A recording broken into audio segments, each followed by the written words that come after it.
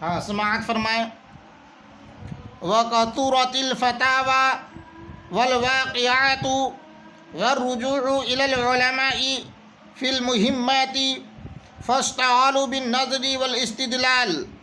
والاستدلال والاجتهاد والاستنباط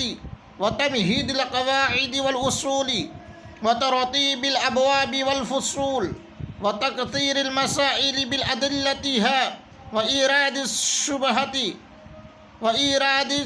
وإيراد الشبه بأجوبتها وتعيين الأوضاع والاصطلاحات وتبيين المذاهب والاختلافات وسموا ما يفيد معرفة الأحكام العملية عن أدلتها التفصيلية بالفقه ومعرفة أحوال الأدلة إجمالا في إفادتها الأحكام بأصول الفقه ومعرفة العقائد عن أدلتها التفصيلية بالأحكام۔ اور تھے پہلے حضرات یعنی صحابہ کرام اور تابعین کرام رضوان اللہ تعالی علیہم اجمعین، ان کے عقائد کے صاف ہونے کی وجہ سے، نبی کریم علیہ السلام کی صحبت کی برکت سے اور حضور صلی اللہ علیہ وسلم کے زمانے سے قریب ہونے سے اور واقعات اور اختلاف کے کم ہونے کی وجہ سے اور قابل اعتماد حضرات کی طرف رجوع کرنے پر قادر ہونے کی وجہ سے، یہ حضرات صحابہ کرام اور تابعین کرام بے نیاز تھے ان دونوں علموں یعنی علم الشرعی والاحکام اور علم التوحید والصفات یعنی فقہ اور علم کلام کی تدوین سے اور ان دونوں کی ترتیب سے، ابواب اور فصول کے اعتبار سے اور ان دونوں کے مسائل کی تقریر سے، فروع اور اصول کے اعتبار سے، یہاں تک کہ مسلمانوں کے درمیان فتنے پیدا ہو گئے اور ائمہ دین کے خلاف بغاوت کا غلبہ ہو گیا اور آراء کا اختلاف اور بدعت اور خواہشات کی طرف نفس کا میلان ظاہر ہوا اور فتاوی نئے مسائل اور واقعات کی کثرت ہو گئی اور اہم مسائل میں علماء کی طرف لوگوں کا رجوع بکثرت ہو گیا تو علماء کرام مشغول ہو گئے نظر و استدلال میں اور اجتہاد و استنباط میں اور قواعد و اصول کی تمہید میں اور ابواب و فصول کی ترتیب میں اور مسائل کو بکثرت بیان کرنے میں،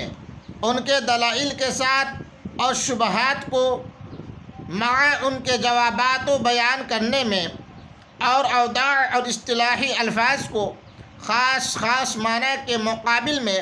متعین کرنے میں اور مذاہب و اختلافات کو بیان کرنے میں، اور ان علماء نے نام رکھا احکام عملیہ کو ان کے دلائل تفصیلیہ کے ساتھ جاننے کا فقہ،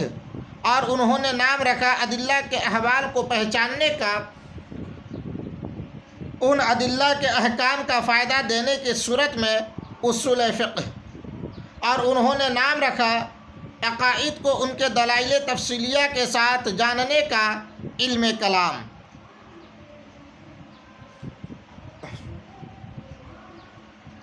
وقد كانت الأوائل من الصحابة والتابعين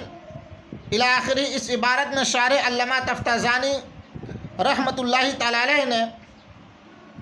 علم کلام اور علم فقہ کی ضرورت اور ان دونوں علوم کے مدون کرنے کی وجہ بیان فرما رہے ہیں۔ فرماتے ہیں کہ صحابہ کرام کے عقائد نبی علیہ السلام کی صحبت کی برکت سے اور تابعین کے عقائد نبی علیہ السلام کے زمانہ سے قریب ہونے کے سبب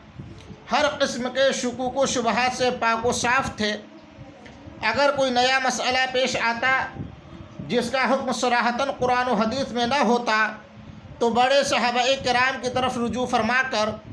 اپنے شکوک و شبہات کا ازالہ فرما لیتے تھے، اور اختلافات بھی بہت کم پیش آتے تھے۔ ان وجوہ کی بنا پر علم کلام اور علم فقہ دونوں علوم کی تدوین کی ضرورت نہ تھی، مگر بعد میں جب مسلمانوں کے درمیان فتنے پیدا ہوئے، جیسے کہ معتزلہ، خوارج، جبریہ وغیرہ، اور ائمہ دین کے خلاف بغاوت کا غلبہ ہو گیا، اور علماء کرام پر ظلم و ستم ڈھانے شروع ہو گئے، جیسے کہ حجاج بن یوسف کے زمانہ میں علماء کرام پر بہت ظلم ہوا، اور خلفائے عباسیہ کے زمانہ میں خلق قرآن کے مسئلہ کے متعلق علماء پر ظلم ہوا وغیرہ، اور لوگوں کا بدعات اور خواہشات نفس کی طرف میلان ظاہر ہوا، یہاں تک کہ امت کے اندر 73 فرقے بن گئے، جن کی تفصیل فائدہ میں ملاحظہ فرما لیں، اور نئے نئے مسائل کثرت کے ساتھ پیش آنے لگے۔ علماء کے جوابات ان کے بارے میں مختلف ہوتے تھے،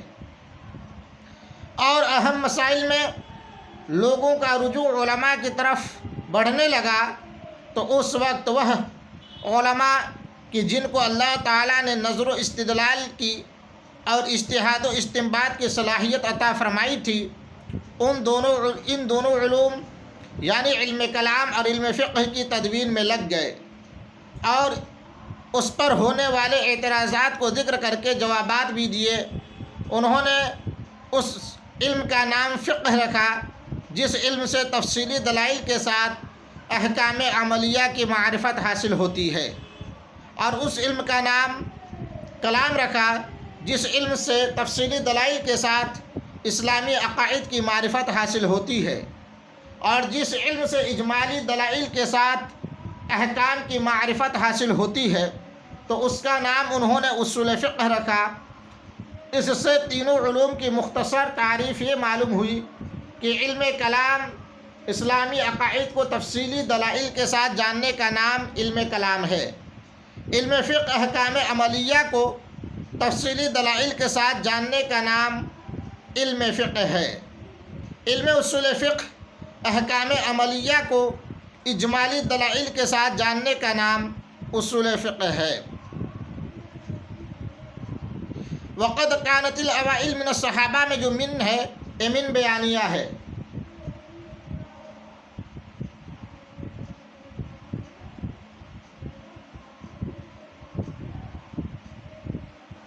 مقاصدہما،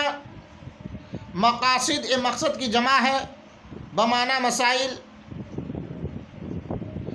فتن یہ فطرتن کی جمع ہے، مراد اس سے معتزلہ، خوارج، جبریہ، روافظ وغیرہ کے فتنے ہیں۔ اختلاف الآراء میں الآراء جو ہے یہ رأیون کی جمع ہے، بمعنی دل سے دیکھنا، آنکھ سے دیکھنے کو رؤیت کہتے ہیں، اور خواب میں دیکھنے کو رؤیا کہتے ہیں۔ البدعی میں جو بدعہ ہے یہ بدعتن با کے کسرہ کے ساتھ کی جمع ہے۔ بدعت سے مراد ہر وہ چیز جس کا وجود عہد رسالت میں دین کی حیثیت سے نہ ہوا ہو، اور بعد میں بغیر کسی حجت شرعی کے اس کو دین میں داخل کر لیا گیا ہو۔ والاہواء یہ ہوا کی جمع ہے، ناجائز چیزوں کی طرف نفس کا میلان۔ ہوا کہلاتا ہے امت کے اندر 73 فرقے پیدا ہو گئے۔ اہل اسلام کے بڑے بڑے فرقے 8 ہیں: معتزلہ، خوارج، روافظ، مرجیہ، نجاریہ، جبریہ اور مشبہ، اہل سنت والجماعت۔ پھر معتزلہ کے 20 فرقے ہیں، خوارج کے 20 فرقے ہیں، روافظ کے 22، مرجیہ کے 5، نجاریہ کے 3، جبریہ کا 1 اور مشبہ کا 1، اہل سنت والجماعت کا 1۔ کثرت الفتاوی، فتاوی یہ فتویٰ کی جمع ہے،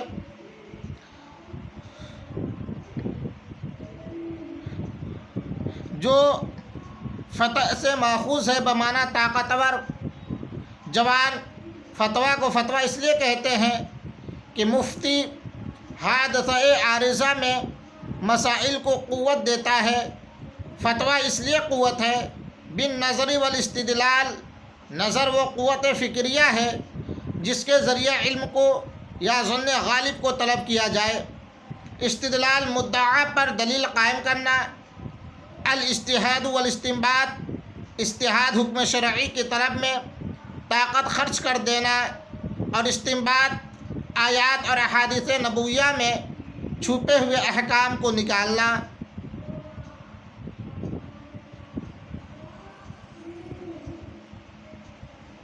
وتبیین المذاہب میں مذاہب یہ مذہبوں کی جمع ہے، دین اور شریعت کو مختلف اعتبار سے، کبھی دین سے بھی، کبھی ملت سے اور کبھی مذہب سے